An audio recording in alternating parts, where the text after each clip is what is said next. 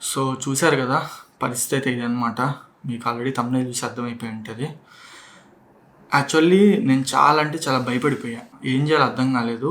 So అసలు ఈ వీడియోని చేయకూడదు అనుకున్నా, కాకపోతే నాలాగే ఎంతోమంది ఉంటారు, చాలా భయపడుతుంటారు అసలు ఎలాగా ఏంది అని. సో నేను నా ఎక్స్పీరియన్స్ అసలు ఎలా ఉంటుంది ప్రాసెస్ అనేది ఒకటి షేర్ చేసుకుంటే మీకైతే ఒక ఇది అంటే ఒక ధైర్యం లాగా వస్తుందని అయితే ఈ వీడియో మేము ముందర తీసుకొస్తున్నాం.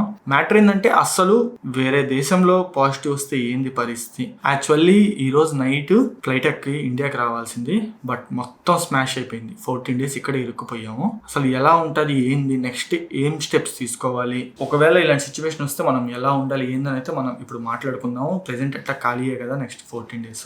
ఫస్ట్ అయితే ఇది మా రూమ్ అనమాట. మా రూమ్ అయితే చూడండి, మేము నెక్స్ట్ 14 days ఇదే రూమ్లో క్వారంటైన్లో ఉంటున్నాము. సో అదనమాట విషయము. సో మొత్తం ఐసోలేట్ అయిపోయి ఉండాలన్నమాట. సో మ్యాటర్ ఏంటంటే ఫస్ట్ నుంచి మీకైతే క్లియర్గా చెప్తాను. సో ఇండియాకి రావాలి అంటే మనం ఖచ్చితంగా ఆర్టీపీసీఆర్ అయితే చేయించుకోవాలి కదా. అలాగే మేము ఈరోజు నైట్ ఇండియాకి స్టార్ట్ అవుతున్నాము. సో నిన్న వెళ్ళి ఆర్టీపీసీఆర్ రిపోర్ట్ అయితే ఇచ్చామన్నమాట. సో అందులో పాజిటివ్ అయితే వచ్చింది. సో పాజిటివ్ రాగానే ఏం జరిగింది అంటే ఫస్ట్ మనం ఇక్కడ local address and local mobile number అయితే ఇస్తాం కదా, ఆ నెంబర్కి ఫోన్ చేసి మొత్తం కనుక్కున్నారనమాట. ఇట్లా పాజిటివ్ వచ్చింది, ఏంది ఎక్కడ ఉన్నారు ఏంది అనేసరికి ఇంకా మనకి వేరే ఆప్షన్ లేదు. దేశంలో మనం అటు ఇటు గేమ్స్ ఆడడానికి లేదు, అండ్ అది సేఫ్ కూడా కాదనమాట. సో ఎవరికి పాజిటివ్ వచ్చినా కూడా క్వారంటైన్కి వెళ్ళిపోవడము 100% చెయ్యాలి, అటు ఇటు ఏం చేయకుండా. ఎందుకంటే మన వల్ల ఇంకోరు ఎఫెక్ట్ అవ్వకూడదు, మనము ఎఫెక్ట్ అవ్వకూడదు. సో మేము డీటెయిల్స్ అన్నీ ఇచ్చాము. అతని పేరేంది, హెల్త్ పిహెచ్ఐ అని ఉంటారనమాట. ఇకంటే ఇక్కడ ఈ కంట్రీకి మీకు డీటెయిల్స్ అయితే చెప్తాను ఎలాగా ఏంది అని. ఆల్మోస్ట్ అన్ని కంట్రీస్కి ఇదే ఉంటుంది ప్రాసెస్, కొంచెం చేంజెస్ అయితే ఉంటాయి. సో పబ్లిక్ హెల్త్ ఇన్స్పెక్టర్ అని అయితే వచ్చారనమాట. వచ్చి మమ్మల్ని క్వారంటైన్కి తీసుకెళ్తామని అన్నారు. సో మేము రిక్వెస్ట్ చేసాం, మేము హోమ్ క్వారంటైన్లోనే ఉంటామని చెప్పి. యాక్చువల్లీ ఇది ఫ్లాట్ వచ్చేసి 3 bedroom ఫ్లాట్ కదా. సో నాకు మెయిన్ బ్రెయిన్ షాక్ అయిపోయింది అప్పుడు, అంటే షాక్లో ఉండిపోయా. క్వారంటైన్కి తీసుకొని వెళ్తే సిచ్యువేషన్ ఎట్లుంటుంది ఏందని అయితే మీకు ఇప్పుడు నేను చెప్తాను చూడండి. ఇక్కడ శ్రీలంకలో క్వారంటైన్లో ఉండాలంటే పర్ డే వచ్చేసి 15,000 Sri Lankan rupees, 15,000 to 16,000 Sri Lankan rupees. అంటే మన కరెన్సీలో 6 నుంచి 7,000 రూపాయలు ఒక రోజుకి. 14 daysకి ఇంక మీరే లెక్కేసుకోండి ఎంత ఖర్చు అయ్యిందో. ఒకవేళ క్వారంటైన్కి వెళ్తే అంత డబ్బులు మనం పెట్టగలమా? పెట్టగలిగే వాళ్ళు ఉంటారు, కానీ పెట్టలేని వాళ్ళ సిచ్యువేషన్ ఏంది. మనలాంటి పెట్టలేకపోయినా వేరే కంట్రీ వస్తే వేరే కంట్రీ రిస్క్, అదొక పానిక్ సిచ్యువేషన్ కదా. సో దాని నుంచి ఎలా తప్పించుకోవాలి కాదు, దానికి ఒక ప్రొసీజర్ ఉంది. అది ఎలా అనేది కూడా మీకు ఇప్పుడు చెప్తాను అనమాట. సో ఒక హెల్త్ ఇన్స్పెక్టర్ వచ్చారు, మా హెల్త్ కండిషన్ అంతా చెక్ చేశారు. ఓకే పర్లేదు, వీళ్ళు హోమ్ క్వారంటైన్కి ఎలిజిబుల్లే, మరీ అంత సీరియస్ లేదు కాబట్టి ఓకే, ఇబ్బంది ఏం లేదు కాబట్టి. మేము ఇప్పుడు హోమ్లో ఉన్నాం కాబట్టి హోమ్ క్వారంటైన్ అనమాట. అదే మీరు హోటల్లో ఉంటే హోటల్ క్వారంటైన్లో ఉండాల్సి వస్తుంది. సో ఇంట్లో ఉన్నాం కాబట్టి హోమ్ క్వారంటైన్, అదే హోటల్లో ఉంటే ఇన్స్టిట్యూషనల్ క్వారంటైన్ అనమాట.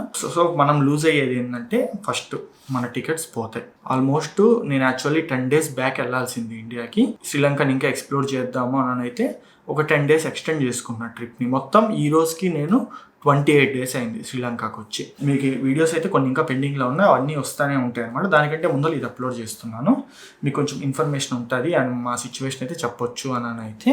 సో 28 days అయిపోయింది. ఇప్పుడు నా ఫ్లైట్ టికెట్ ఆల్మోస్ట్ 14,000 రూపాయలు పోయింది. నెక్స్ట్ వీసా ఎక్స్టెండ్ చేసుకోవాలి, ఎందుకంటే శ్రీలంకలో మ్యాక్సిమం వీసా వచ్చేసి 1 month ఇస్తారనమాట. తర్వాత మనం ఎక్స్టెండ్ చేసుకోవాలంటే మళ్ళీ $25 పే చేయాలి.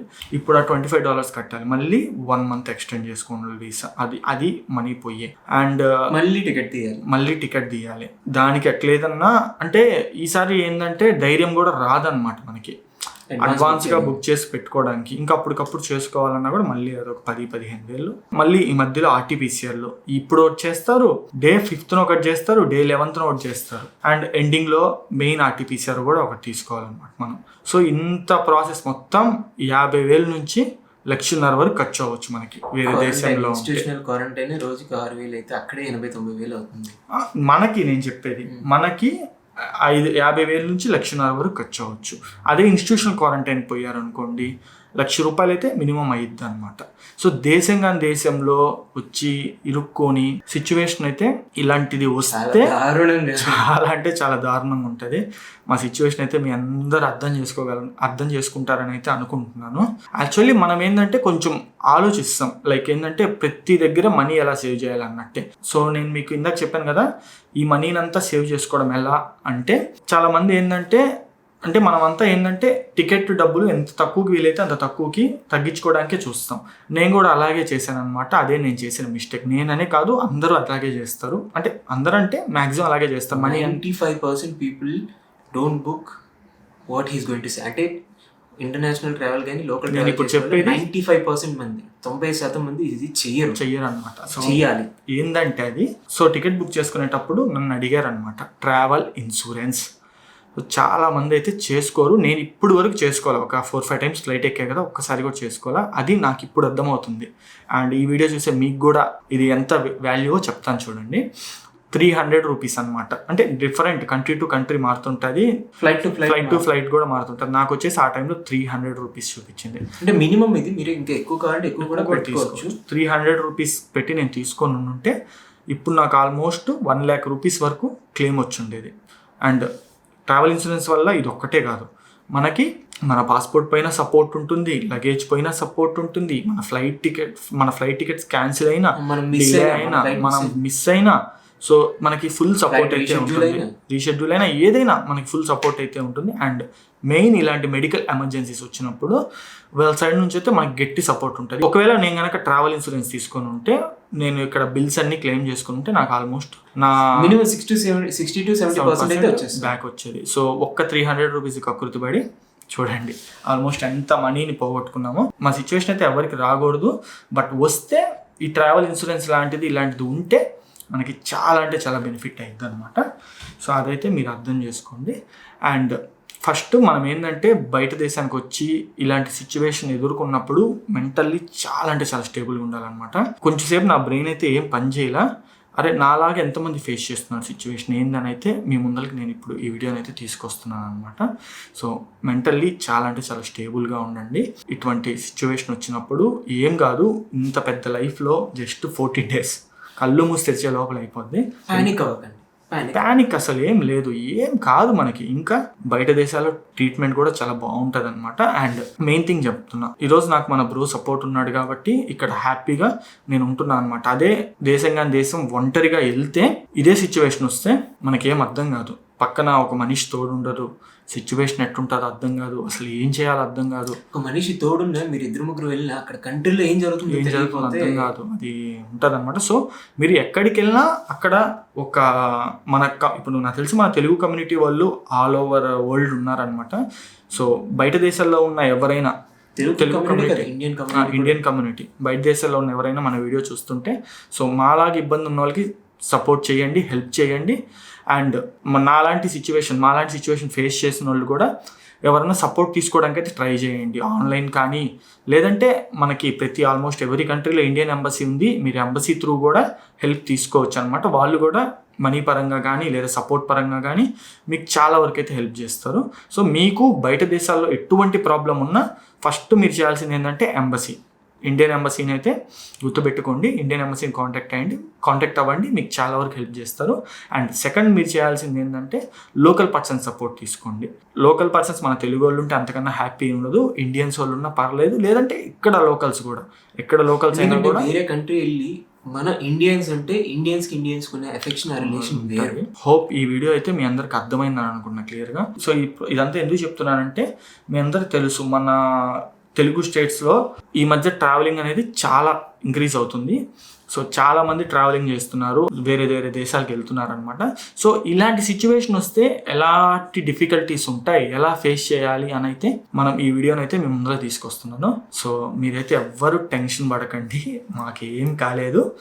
RT-PCR రిపోర్ట్ వచ్చింది, నెగిటివ్ వచ్చింది, కానీ లేట్గా వచ్చింది. కానీ ఈ వీడియోస్ ఎందుకు చేస్తున్నాం, ఆ థాట్ ఎందుకు వచ్చింది అంటే, సో శశి కళ్యాణ్ బ్రో మీ అందరికీ తెలుసు, మేమిద్దరము ఇండియాకి స్టార్ట్ అవుతున్నాం అనమాట. ఈరోజు నైట్ మాకు ఫ్లైట్ ఉంది. మన శశి కళ్యాణ్ బ్రో నిన్న వెళ్ళి RT-PCR ఇస్తే మనోడిది ఉదయాన్నే వచ్చేసింది 7 గంటల కల్లా. నాది 9-10 అవుతున్నా రాలా. మనోడు చూస్తున్నాడు నన్ను, టెన్షన్ ఎట్లా అంటే ఉదయం తిండి కూడా తినలేదన్నమాట. అరే ఏంది ఇంతసేపు ఆపారు, వాళ్ళకి ఫోన్ చేస్తే హాస్పిటల్ వాళ్ళు రెస్పాన్స్ ఇవ్వట్లే. నాకు ఇంకా స్టార్ట్ అయిపోయింది భయం. అంటే అప్పుడు నాకు అనిపించింది, అరే పొరపాటున పాజిటివ్ వస్తే ఏంది ఎట్లా ఉంటుంది అని అయితే భయం వేసింది అనమాట. సో దీంట్లో కూడా 2 ఉంటాయి, ఫస్ట్ టైము, సెకండ్ మనీ. పొరపాటున పాజిటివ్ వచ్చి ఇరుక్కుపోతే టైం, ఇప్పుడు నాలాంటి వాళ్ళకైతే టైం బోల్డ్ అంత ఉంది, నేను ఆలోచించేది ఏంది మనీ గురించి, అరే ఎక్కడి నుంచి తీసుకురావాలి ఇంత మనీ అని. సో అట్లాంటప్పుడు నాకు అనిపించింది అనమాట, అరే 300 పెట్టి ట్రావెల్ ఇన్సూరెన్స్ తీసుకుంటే ఇంత టెన్షన్ ఉండేది కాదు. నా ఫ్లైట్ టికెట్ డబ్బులు వెనక్కి వచ్చాయి, నా ట్రీట్మెంట్ డబ్బులు వెనక్కి వచ్చేవి, ఇంకా ఏమన్నా ఎక్స్పెన్సెస్ ఇంకేమన్నా ఉంటే అవి కూడా వెనక్కి వచ్చేవి. ఒక థాట్ వచ్చిందనమాట. సో ఆ థాట్ని మీ ముందుకు తీసుకొచ్చాము, ఎట్లుంటుంది అని చెప్పి ఎక్స్ప్లెయిన్ చేసాం. మా లక్కీ అన్నట్టు పీపీటీ కిట్ కూడా ఏడే ఉంది. సో కొంచెం వీడియోలో డెప్త్ ఉంటుందని అయితే పీపీటీ కిట్ వేసుకొని చెప్తున్నాం. మీరు ఎవరు టెన్షన్ పడకండి, ఐఎమ్ కమింగ్ టు ఇండియా. ఈరోజు నైట్ అయితే బయలుదేరి వచ్చేస్తున్నా. బాగా నటించాను అయితే అనుకుంటున్నాను. ఏం బ్రో ఏమైతే కదా, ప్యాకప్ చేసి టాబ్లెట్స్ యాడ్ ఉన్నాయి, నేను ఇండియాకి పార్సల్ చేసేస్తాను. కరోనా టాబ్లెట్స్ యాడ్ ఉన్నాయి, ఈ పీపీ కిట్లోనే మనోడిని పార్సల్ చేసేస్తాను ఇండియా. సో హోప్ అంటే ఈ వీడియో ఇన్ఫర్మేషన్ పర్పస్ కోసం మాత్రమే చేసామన్నమాట. ఏది ఉద్దేశించి కాదు, ఎవరిని భయపెడదామని కాదు, ఎవరిని బెదిరిద్దామని కాదనమాట. నా వీడియో చూసి మీకైతే ఒక రఫ్ ఐడియా ఉంటుంది, 1,00,000 మందిలో ఒక్కడికన్నా యూజ్ అయ్యింది కన్ఫామ్ గా. సో అది ఈ వీడియో అయితే మీ అందరు నచ్చిందని అనుకుంటున్నాను. ఈ వీడియో కన్నా మీ అందరు నచ్చితే తప్పకుండా లైక్, షేర్ అండ్ సబ్స్క్రైబ్ చేయండి. మనోడ్ ఛానల్ కూడా కింద డిస్క్రిప్షన్ లో లింక్ ఉంటుంది, ప్రతి వీడియోలో ఉంటాయి, మీరు చూడొచ్చు. సో సబ్స్క్రైబ్ చేసుకోండి. చలో బాయ్. మీకైతే ఇంకా శ్రీలంక వీడియోస్ వస్తూ ఉంటాయి, ఇంకా కొన్ని వీడియోస్ పెండింగ్ ఉన్నాయి మంచి మంచివి, అవన్నీ కూడా వస్తూ ఉంటాయి అనమాట. ఈ వీడియో ఇంత తొందరగా పెట్టడానికి కారణం ఏంటంటే నాకు తెలిసిన వాళ్ళే కొంతమంది వస్తున్నారు శ్రీలంకకి. ఇంకా మన వీడియో చూసే వాళ్ళు ఎంతమంది ఇంటర్నేషనల్ ట్రావెల్స్ చేస్తుంటారు. మీరు ఇప్పుడు చూస్తున్న దాంట్లో ఎవరో ఒకరు కూడా ఇంటర్నేషనల్ వెళ్దామని ప్లాన్ ఉండొచ్చు, వాళ్ళకైతే యూజ్ అవ్వచ్చు. అందుకని ఈ వీడియోని ఇంత తొందరగా తీసుకొస్తున్నాం. అంతే బ్రో, అలసిపోయా, ఇంకా నా వల్ల కాదు. So do share, like and subscribe. See you in the next vlog. Bye.